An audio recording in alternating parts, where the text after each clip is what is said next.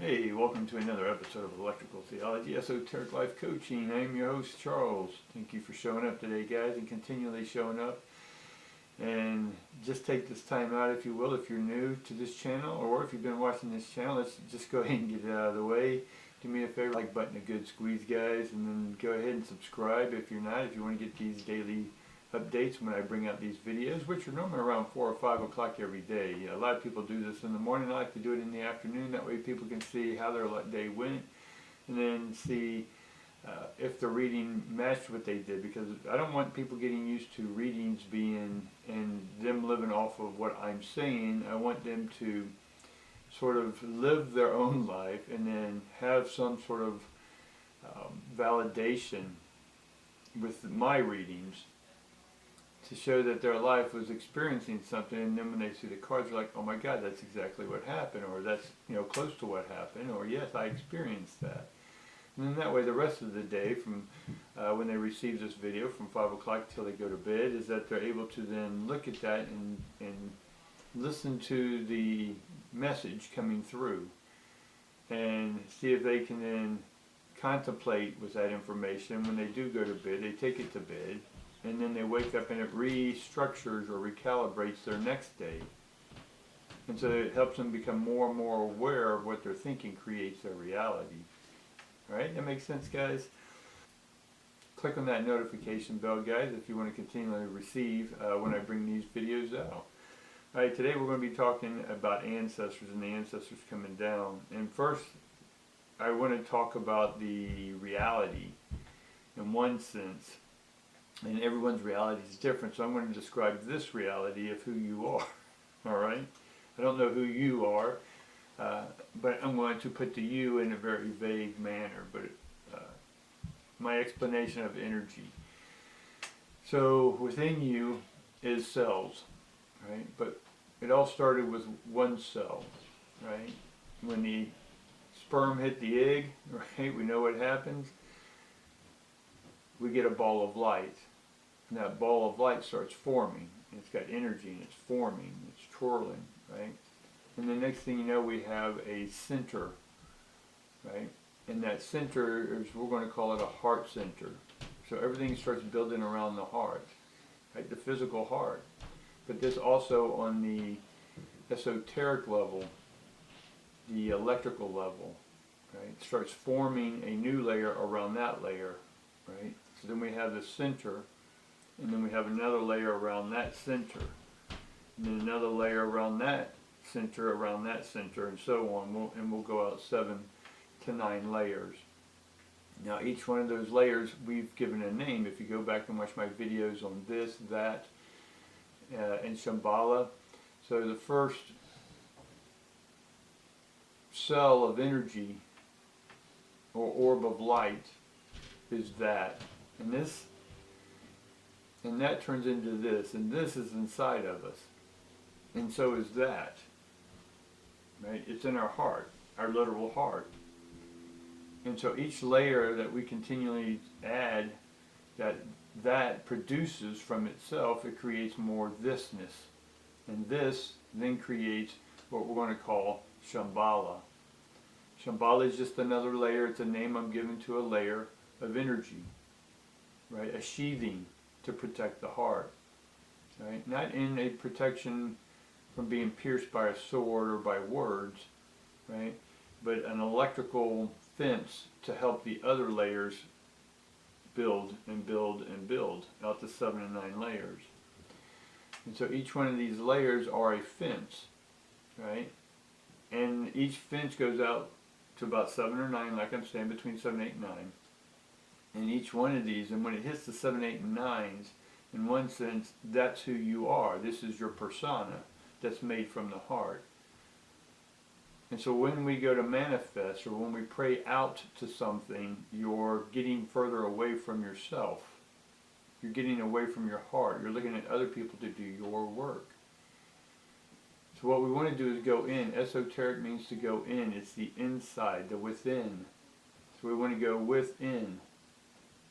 And so our outer self, our 7 and 8 and 9 layers, we need to go in the reverse in one sense, right? Or go back from the adverse to the verse.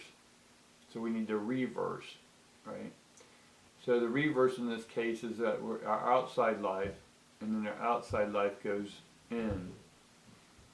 And we have to go through each of these layers, right? After Shambhala, there's hierarchy, right? That's where the things start sparking. That's where your body becomes a body. And then you have the God bubble, or the light realm. And then this light realm, again, you got to remember, is surrounding hierarchy, Shambhala, this and that. And it expands, and it contracts, and it expands, and it contracts. So as it expands and contracts, it produces another layer. And each layer, when it hits 9, sort of starts fading off. So things in your life start fading away. People, places, and things. Right? And as we're on the outer realms of these bubbles, the 7, 8, and 9s, then if we want to get back to ourselves, we don't pray outside, we pray within. And we scream within, if that's what you need, because you are the center. You are the God realm. So you have to reconnect with your God self. So when you connect to your God self, then you begin to create back with the hierarchy and the electricity that's making you, that makes you a being, a light being, a shadow being. And as this light being contracts even more, if you will, then we go into the Shambhala realm. Now the Shambhala realm is this place of peace. It's where we go, it's a place right before we get to the center of our heart. And so the center is who you are. And so when you become the center of your own existence, you become your own Shambhala, a place of peace. The peace lies within you. You're the one who arcs your life. You're the one who gives it spark and excitement. Right? We call this spirit. It's spiraling ions, or energy, that came from that to this. Right? We've been over this. You can go back and watch these videos. But here with the readings, we want to understand that process, that when you go to pray, you're praying to your God self, your hierarchy self, your Shambhala self, your this self, because this is who you are. And then finally, that is what you're here to do. You're the that. Is this making sense, guys? So how does that pertain to reading?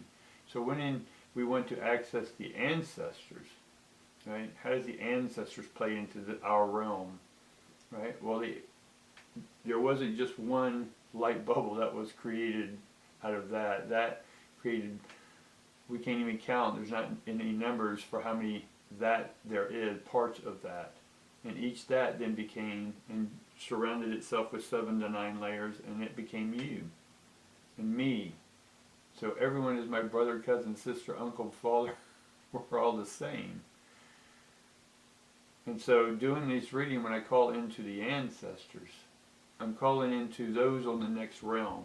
So if I'm on the 7th, 8th, or 9th plane, and I'm calling those who are beyond me, or further into me, if you will. And that would be the 6 or 5 realm. That making sense? And we're just going in until we hit our core self. The core is the heart. Same word. Alright? So let's do a reading today and see what the ancestor realm wants to bring out to us, our 7th, 8th, and 9th layers, and see if they have a message for us. Alright? Normally I would throw out some sort of oracle card, but today we're just going to get an idea of what the ancestors want to tell us. Right? What does the ancestors want to tell us today?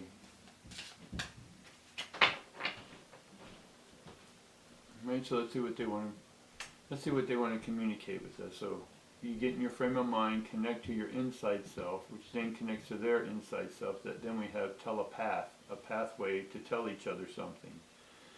Right, so we're just going to do a pyramidal reading, which is just a layer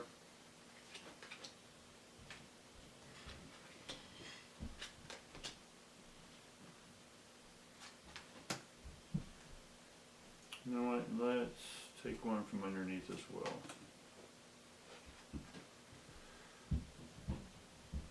Four of Wands. Four of Wands is about stability, but it is in reverse. So there's unstable energy from the ancestors, or what they're telling us about what's in our realm, right? And so there's instability happening around the world right now, right? There's challenges going on with family, right? Right now we have a lot of planetary energy going on. We have the full lunar eclipse today. I believe it's in Taurus. We have Mars that went into retrograde. We have Saturn that is going out of retrograde, I believe. So all this has energy. Just as you have different friends, and if all those friends are around each other, there's a different energy other than if it's just you and one of the friends. When there's multiple friends, there's a different energy. So when there's different energies, it affects us differently, or we allow it to affect us differently. So for now, we have the family unit's unstable right now, right? I'm not saying that's good or bad, it's unstable. That means there could be turmoil within one family member and another family member. But how is it affecting you? This reading is about you, or the collective us, since we're all the same energy. So we see the instability, but we do have the Six of Cups that's coming in, along with Temperance. We've been getting Temperance in. And both of these are the sixes upside down, right? So again, that means that normally 3 and 3, threes are movement.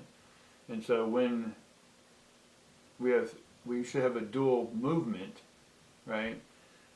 Or progression. When it's upside down, we don't have that progression. So your life may feel like it's in a stall mode right now, not knowing to go forward, backward, left or right, right? Don't know if you want to move, right, from where you're at to another state, right? All these options are swirling around the head, right?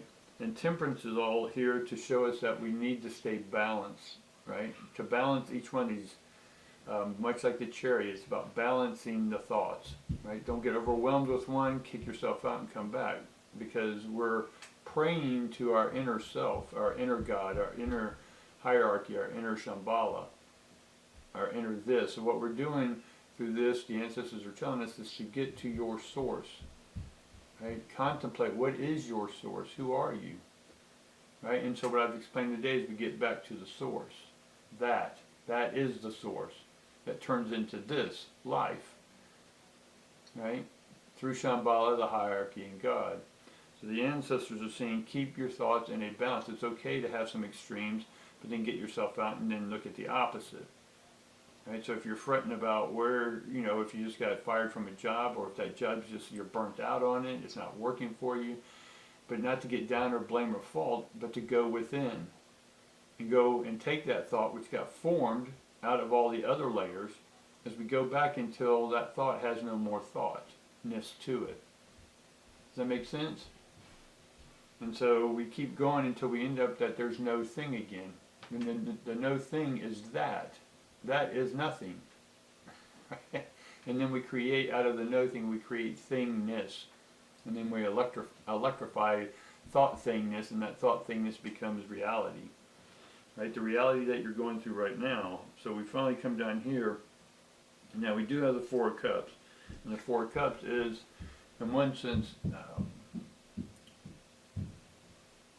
what they've drank so far, or drunk so far, is not satisfying.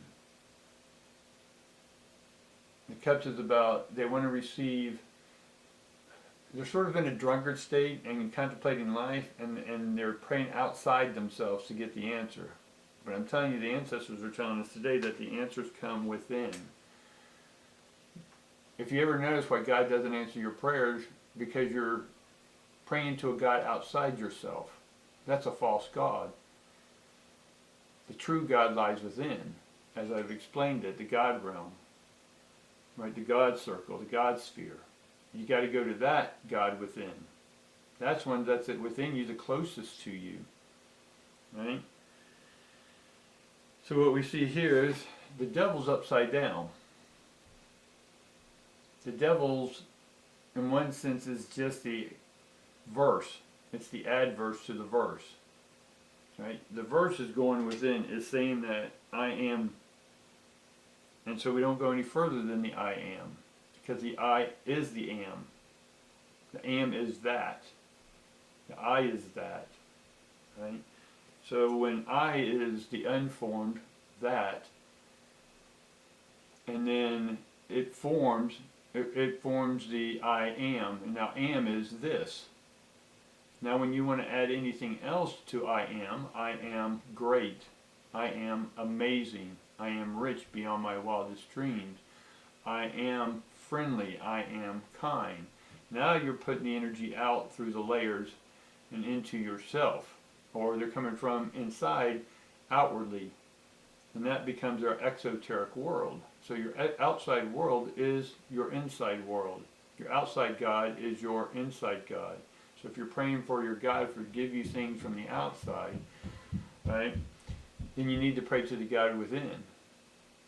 Because it's alternating current.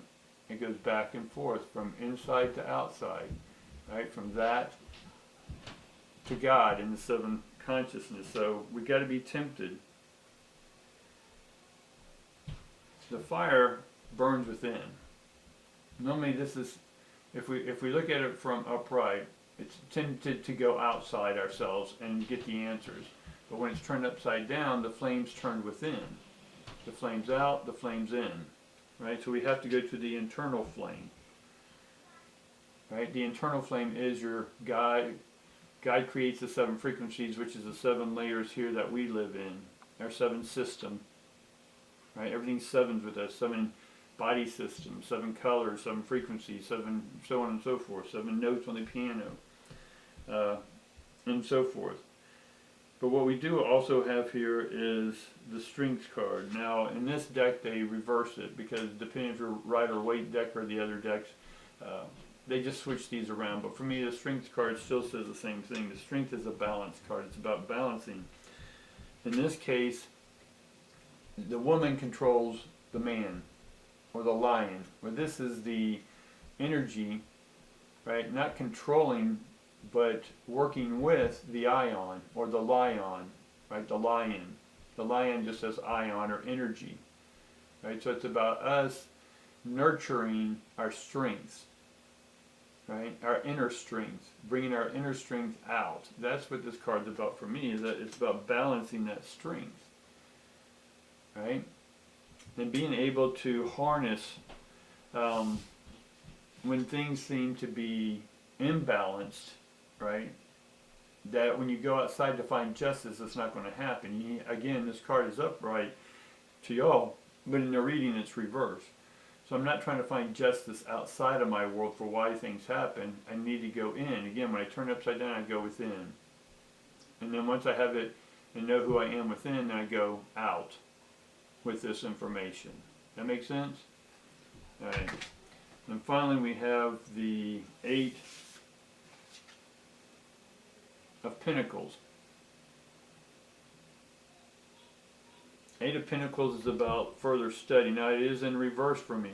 So we don't need to study anything outside ourselves to get to know ourselves inside. If you stop and just go within and tap into your inner knowledge, that is everything you need to know, that is within.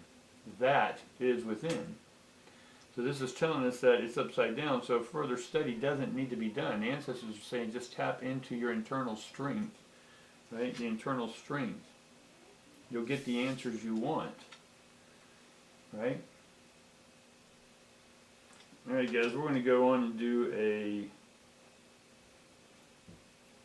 extended reading. So if you want to know more where we're headed with this information, go ahead and join me over there. Click on that link down below in the description box, and we'll do an extended reading on this. And again, definitely take out time right now and go ahead and subscribe. Share this information. If you got something out of this information, if it made your mind click, share this information with people. Right? Let them know about this site. Let them know what we're doing here, guys. Is getting to know ourselves within, reconnecting to ourselves, and unfolding our moments of that. Alright guys, we'll see you over there in the extended. Thanks.